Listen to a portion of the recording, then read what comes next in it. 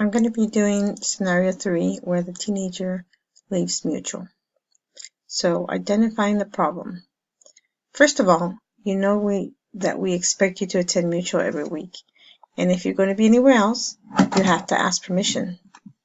Second, you're not only left without permission, but you're left with the boy when you're not even supposed to be dating until you're 16.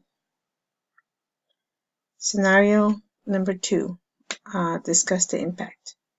When you leave church without permission, you not only puts the leaders in a predicament because they don't know where you are, but you're putting yourself in danger.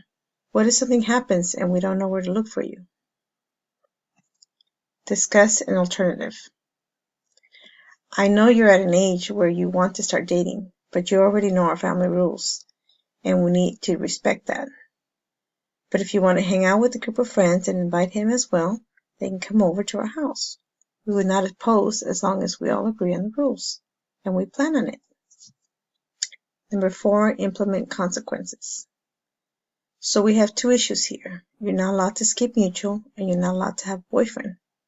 So if we find out that you're doing these things behind our back, then we're going to start monitoring you more closely. This means you're not allowed to go anywhere without us, and you'll lose your phone privileges. I don't think you want that, right? Scenario number 5, explain future expectations. So next time we take you somewhere, or you say you're going to be at a certain place, you need to follow through. If you have change of plans for whatever reasons, you need to discuss that with us before you go anywhere.